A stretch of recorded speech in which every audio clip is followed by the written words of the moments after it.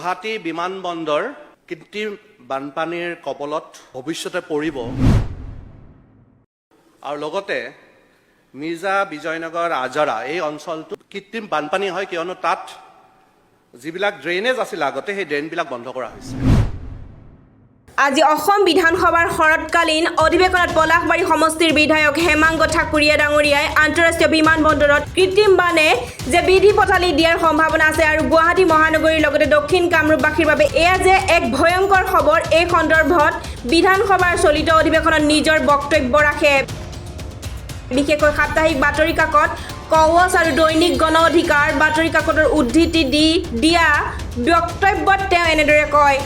যোৱা 22 তাৰিখে গণ অধিকাৰ পেপাৰখনত আৰু কবচ বুলি এখন পেপাৰ আছে আৰু লগতে কেইখনমান পেপাৰ আৰু পেপাৰত এটা বিশেষ বাতৰি তাত পাব্লিছ হৈছে। বাতৰিটো এনেকুৱা ধৰণৰ যে গুৱাহাটী বিমানবন্দৰ কৃত্ৰিম বানপানীৰ কবলত ভৱিষ্যতে পৰিব আৰু লগতে মিৰ্জা বিজয়নগৰ আজাৰা এই অঞ্চলটো কৃত্ৰিম বানপানী হয় কিয়নো তাত যিবিলাক ড্ৰেইনেজ আছিল আগতে সেই ড্ৰেইনবিলাক বন্ধ কৰা হৈছে। অধ্যক্ষ মহোদয়, মই নিজেও এই কথাটো উপলব্ধি কৰিব পাৰোঁ যে গুৱাহাটী বিমানবন্দৰ যদিও পলাশবাৰী ওচৰৰ লগত লাগি আছে, তথাপি এইটো গোটেই আমাৰ অসমৰ সম্পত্তি, লগতে আমাৰ ভাৰতবৰ্ষৰ সম্পত্তি হয়। আমাৰ গুৱাহাটী বিমানবন্দৰৰ পৰা আমাৰ মিৰ্জা হৈ বঙৰা হৈ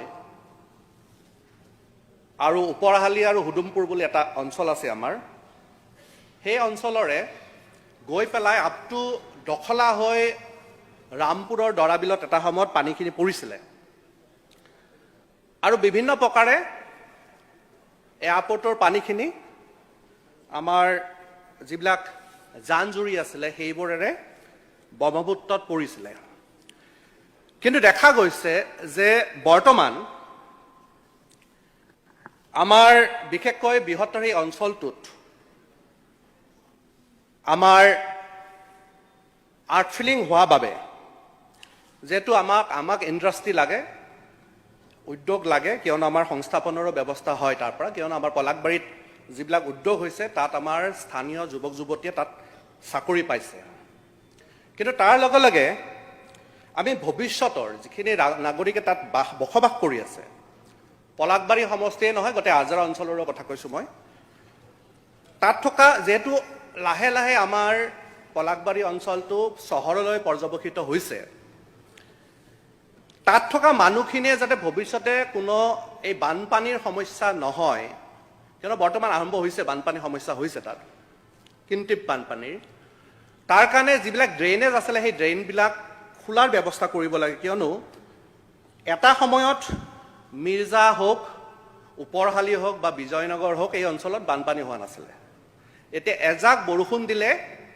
সেই অঞ্চলটো বানপানী হয় আৰু তাত সেইটো সহজতে প্ৰত্যক্ষ কৰিব পাৰি, কিয়নো মই আমাৰ তাত এটা মাননীয় মন্ত্ৰী মহোদয় জানিব যে ইতিমধ্যে দখলাৰ পৰা সত্ৰাপাৰা হৈ ৰামপুৰৰ দলাবিলত এটা আৰ্টিফিচিয়েল ড্ৰেইন বনোৱা হৈছিলে। সেই ড্ৰেইনটোৰে গোটেই এয়াৰপৰ্টৰ পানীও গৈছিলে আৰু বৃহত্তৰ মিৰ্জা বিজয়নগৰৰ পানী সেই ড্ৰেইনটোৰে গৈ দৰাবিলত পৰিছিলে আৰু দৰাবিলৰ পৰা কানেকশ্যন আছে সেইটো ব্ৰহ্মপুত্ৰত পৰিছিলে। কিন্তু বৰ্তমান দেখা গৈছে যে এই দখলাৰ যিটো আৰ্টিফিচিয়েল সেইটো আমাৰ মাটি অধিগ্ৰহণ কৰি বহু বছৰ আগতে সেই আৰ্টিফিচিয়েল ড্ৰেইনটো বনোৱা হৈছিলে।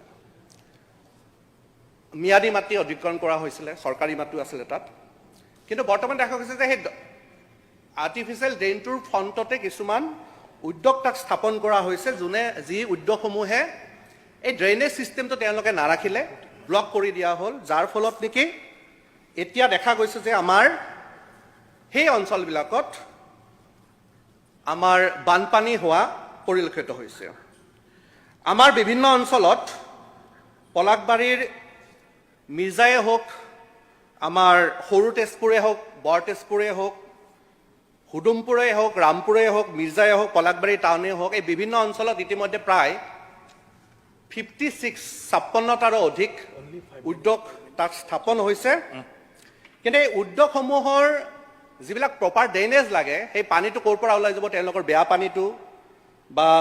সেইখিনি প্ৰপাৰ ড্ৰেইনেজ নথকাৰ ফলত এতিয়া পানীবিলাক চাৰিওফালে তাৰ পৰা গুচি যোৱা হৈছে সেইটো কাৰণে আমাৰ মন্ত্ৰী মহোদয়ক মই এটা ৰিকুৱেষ্ট জনাইছোঁ যাতে এতিয়াই যদি কৰা নাযায় পিছত দিগদাৰ হ'ব কিয়নো আমাৰ পলাশবাৰী অঞ্চলটো প্ৰায়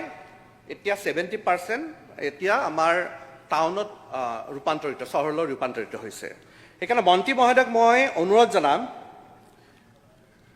যাতে চৰকাৰী মাটিখিনি ওলাই লোৱা হয় আৰু লগতে যদি দৰকাৰ হয় অকমান কিছু আমাৰ মাটি অধিগ্ৰহণ কৰিও এই প্ৰপাৰ ড্ৰেইনেজ সিস্টেমটো যাতে কৰে কিয়নো আপোনালোকে জানে যে আমাৰ পলাশবাৰী অঞ্চলত ইতিমধ্যে মাননীয় মুখ্যমন্ত্ৰী মহোদয় তাত বিভিন্ন অনুষ্ঠান দিছে আমাৰ ইণ্ডিয়ান ইনষ্টিটিউট অফ মেনেজমেণ্ট IIMও আমাৰ পলাশবাৰীত আহি আছে আৰু বিভিন্ন তাত শিক্ষা অনুষ্ঠান আমাৰ DK কলেজ আছে DK গাৰ্লছ কলেজ আছে ৰামপুৰ কলেজ আছে বিজয়নগৰ কমাৰ্চ কলেজ আছে এই বিভিন্ন অনুষ্ঠান তাত আছে আৰু সেইটো কাৰণে তাত বাহিৰৰ পৰাও যথেষ্ট সংখ্যক আৰু উদ্যোগীকৰণ হোৱাৰ কাৰণে বাহিৰৰ পৰা যথেষ্ট সংখ্যক মানুহ আহে মানুহৰ বসতি যথেষ্টখিনি বাঢ়িছে কিন্তু প্ৰপাৰ ড্ৰেইনেজ সিস্টেমটো আমাৰ নথকাৰ কাৰণে এতিয়া এই কৃত্ৰিম বানপানী আমাৰ পলাশবাৰী সমষ্টিত দেখা গৈছে আৰু সেইটো কাৰণে মাননীয় মন্ত্ৰী মহোদয়ক মই উপযুক্ত ব্যৱস্থা গ্ৰহণ কৰাৰ কাৰণে মই অনুৰোধ জনাইছোঁ ধন্যবাদ নিউজ ডেস্ক ৰিপৰ্ট পাত টাইম ডিজিটেল